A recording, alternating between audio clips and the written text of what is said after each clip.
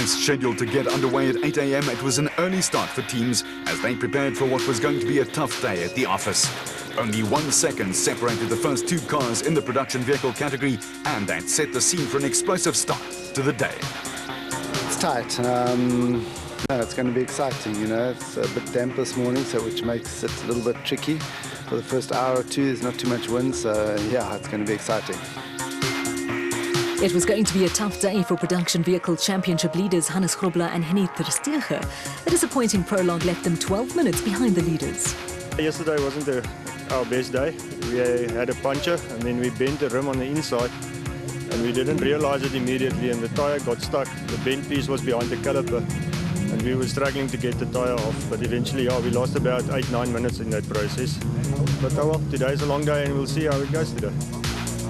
With easy access from Gauteng, Durban and Pietermaritzburg, the Atlas Copco Sugarbelt always draws big crowds at the start and at viewing points along the route.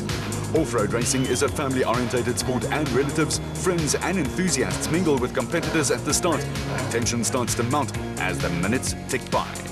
Competitors have their own methods when it comes to dealing with pre-race nerves, and one thing is for certain, Chris Visser and Jaapie Badenhorst would be under pressure from the moment the flag dropped to start the race.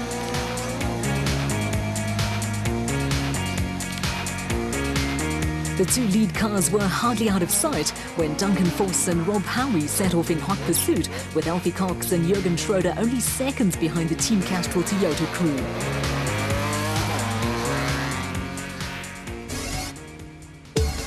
The first 40 kilometers of the East Loop of the course took crews through the Eston and Mid-Ilovo areas, and conditions were going to be tight and dusty. It was a given fact that Chris Visser and Jaapie Badenhorst would immediately come under heavy attack from Anthony Taylor and Robin Houghton in the Team Castrol Toyota Hilux. The pressure was on and the opening stages of the race were crucial for Visser and Badenhorst, with a magnificent battle developing between the two teams. Dramatic race cam footage from the Castrol Toyota captures the intensity of the battle.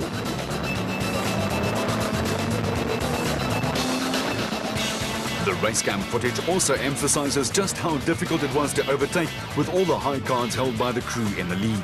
Behind the Visser, Badenhorst and Taylor Houghton battle, Duncan Voss and Rob Howie were steaming along in the second Castrol Toyota Hilux, with Alfie Cox and Jürgen Schroeder in hot pursuit in the PS Laser Nissan Navara.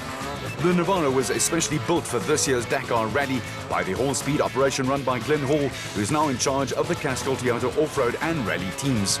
It was Cox's first competitive outing since the Dakar Rally, with a multiple SA bike and car champion admitting to being just a little ring rusty.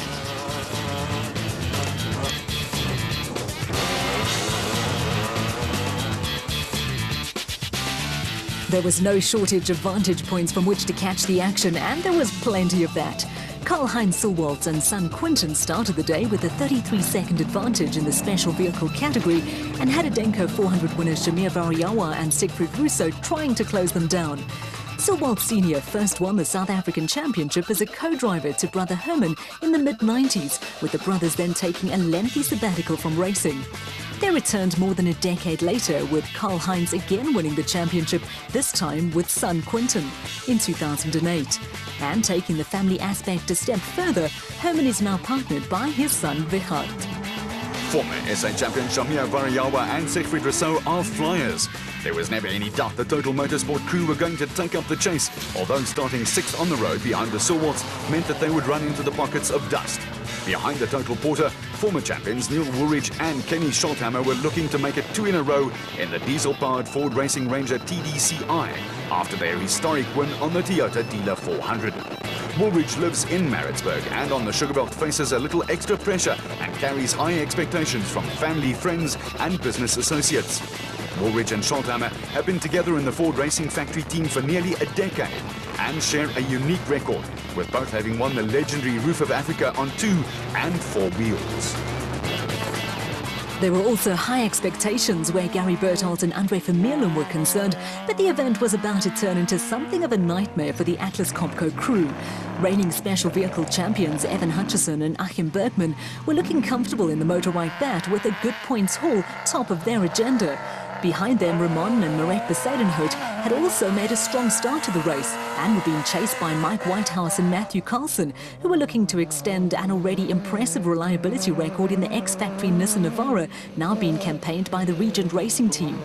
They were followed by KZN crew Lance Trethui and Robert Horner, who looked impressive on the Donaldson prologue. One KZN crew was being followed by another local team with Clint Gibson and Gary Campbell also making a solid start in the Gibson Racing SVR, with a little train of cars completed by Naeem Musaji and Rayhan Badanya in the Maxis Tyrak Porter.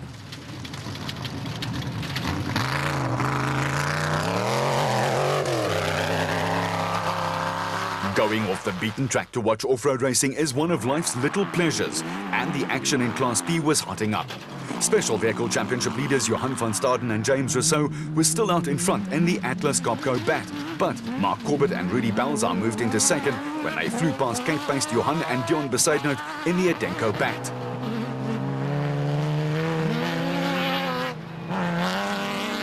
Tagging along behind the Class P trio, Christian de Plooy and Henk Janse van Vuren were also going well, with the members of the RFS team monitoring their progress. There was also good work being done from another RFS team, with Production Vehicle Championship leaders Hannes Grobler and Henny Terstegen starting to pick their way past slower cars. A poor prologue put paid to their victory hopes, but there were valuable points to be salvaged, with the pair not taking any prisoners. Next in line for Grobler and Terstegen were Gavin and Darren Gray in one of the older bats still in service. With a large RFS Toyota Hilux looming up behind them, the Greys did the sensible thing and moved out of the way at the first opportunity. Discretion is the better part of valor. With Grobler and Terstegen on a roll, we also got a glimpse of Herman and Vichard Silwood's rolled SVR. Although Grobler Terstegen started 12 minutes behind prologue winners Chris Visser and Jaapie Badenhorst, they now had their sights set on a top 5 finish. The abulant Hannes Grobler is one of motorsport's nice guys and has what can be called a cult following during 33 years of peddling various Nissan products in the National Off-Road and Rally Championships. Nissan's withdrawal from motorsport forced Grobler into switching allegiance to the RFS Toyota team, where he's proving to be as competitive as ever. With Grobler and Terstegen disappearing into the distance, Gavin and Darren Gray could now concentrate on their personal little duel with Daniel Brooks and Paul Gonlag in another of the older bats. The two KZN crews were running just ahead of Simon Beckett and Steve Harris, who were in early control of Class B proceedings in their Century Racing bat.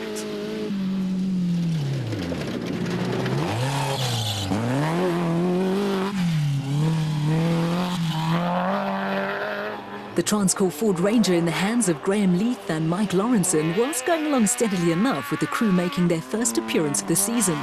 They were being chased by Chris de Plooy and Tinus Janse van Rensburg in the diesel-powered RFS BMW, which had so far made a highly satisfactory debut. Swaziland crew John Thompson and Clinton McNamara were also having a good outing in the Zarko, running in Class P, and had moved ahead of local crew Marcus Taylor and Derek Keith, who were second in Class B. A little further back, Picky Labuskaghni and Rikus Erasmus had taken early control of Class E in the 4x4 Megawool Toyota Hilux. The pair lost out on last year's Class E title by a single point and are looking to set the record straight this time round. The final Eastern Loop would take crews back to the designated service park at the Beaumont Eston Farmers Club and then move straight into the challenging West Loop. At the front of the production vehicle field, Chris Visser and Jaapie Badenhorst had earned a little breathing space in the RFS Visser Transport Toyota Hilux. A combination of tenacity and a dust problem for those doing the chasing had worked in favour of the Adenko 400 winners. Still hot on the heels of the leaders were Anthony Taylor and Robin Houghton, who were pushing hard in the first of the two factory Team Castrol Toyota Hilux entries. Taylor and Houghton led last year's Sugarbelt 400 until sidelined by a mechanical problem 80 kilometres from the end, and it appeared that bad luck was again just around the corner.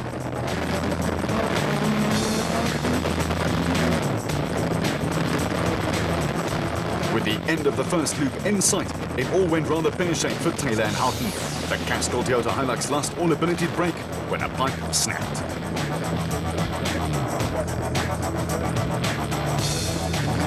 The incident underlined just how quickly fortunes can change in off-road racing, and the unfortunate Castrol Toyota crew had no option but to head for the pits for running repairs. It was to cost them 5 minutes and effectively ended their victory challenge.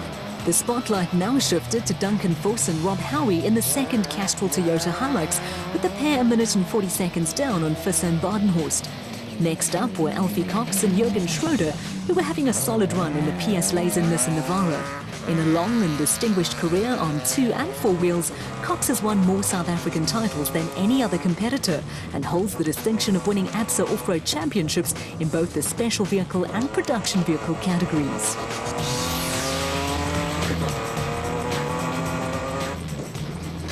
Matters were also unchanged at the head of the special vehicle field, with Collie and Quinton Sulwalt still out in front in the Sulwalt Racing Bat. They had 40 seconds in hand over Shamir Variawa and Siegfried Rousseau, who were perfectly placed to take advantage of any errors from the Sulwalts. Variawa and Rousseau were being chased by Neil Woolridge and Kenny Schulthammer, who were running 5th in the production vehicle category in the factory Ford Racing Ranger. Woolridge also had both his teenage sons competing in the race. Lance Woolridge was racing in Class E, and younger brother Gareth was out in the entry-level cricket category in the KZN Regional Championship race run in conjunction with the Sugarbelt 400. There were no fireworks from reigning South African champions Evan Hutchison and Achim Bergman, who were holding down a steady if unspectacular third place in the motorbike bat. Behind them, a cameo performance was developing between Ramon and Marek Besadenhout in the Red Star Raceway Toyota Hilux and the Regent Racing Nissan Navara of Mike Whitehouse and Matthew Carlson. The Nissan pair are currently the most consistent crew in off-road racing, with Whitehouse looking for his 27th successive finish in both the special vehicle and production vehicle categories, while Carlson was looking for his 23rd successive finish. The pair were also 2-0 up in some friendly rivalry with brother-in-law Terence Marsh in the second Regent Racing Navara. Local crew Lance Trethui and Robert Horner in the LT Earthmovers bat were still making good progress, although local knowledge is not the huge advantage it's made out to be. Trethui and Horner were running around 4.5 minutes behind the leaders and were 4th among the special vehicles. Another local pair, Clint Gibson and Gary Campbell, were around 50 seconds behind Trethui and Horner, and hot on their heels, Hannes Grobler and Henny ter Steege, who were making up ground at a rather rapid rate of knots. Further progress for Grobler and ter Steege was to be temporarily halted when they came across an obstruction or two. The Maxis tyre rack porter of Nai Musiji and Rehan Bodania was horsed to combat and blocking the track. Stacked up behind the porter were Christian Deploy and Henk Janse van Vieren and the Besadenhout brothers in the Adenko bat. It's in situations like these that a cool head and vast experience are worth their weight in gold. With Henny ter Steege orchestrating some musical chairs, Grobler found a way around the Besadenhouts and the Deploy Janse van Vieren RFS Toyota and rejoined the route with an open road right ahead.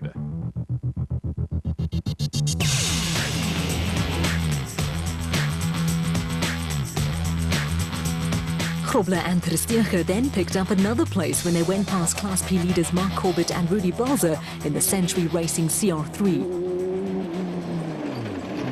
Corbett and Balzer took over the Class P lead when Johan van Staden and James Rousseau fell by the wayside and were soon being chased again by Deploy and Janse van Vieren and the Besadenhout brothers, who had managed to find their way past the stranded Musiji and Bodania. The Century Racing bat in the hands of Simon Beckett and Steve Harris was running at the front of Class B, with the pair coming under pressure from the Transcorp Ford Ranger of Graham Leith and Micaiah Lawrenson, who was still running strongly.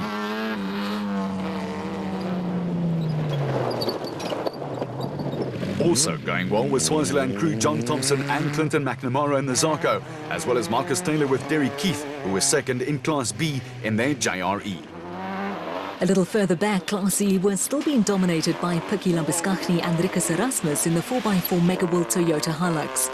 On the side of the road, members of Richard Schilling's service crew were waiting for him and Chris Davies to put in an appearance, with the pair starting at the back of the field. The Regent Racing pair of Terence Marsh and Books Carolyn were battling with a car that had gone into limp mode and had dropped a couple of places.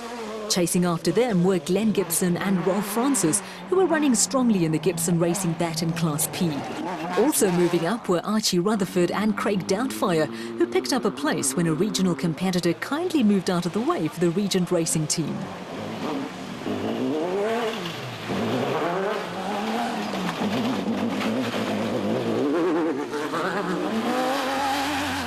out in an aging Sandmaster. Local pair James Watson and Brian Berkeljohn had dropped more than 8 minutes behind the Class B leaders, but the car was still sounding good. Sandmasters were state-of-the-art in their time, but you need to be a little long in the tooth to remember their glory days. There did look to be glory days ahead though for teenager Lance Woolridge, who was having another good run in the Ford Racing Ranger.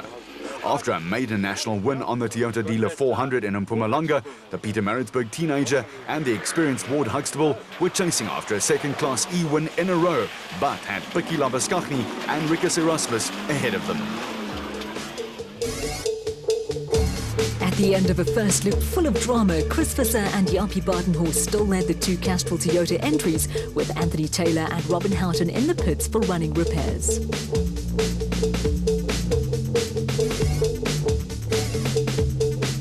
On the special vehicle front, Cully and Quinton Silwalt held a slender 54-second lead over Shamir Variawa and Siegfried Rousseau, with Evan Hutchison and Achim Bergman just more than 2 minutes in arrears.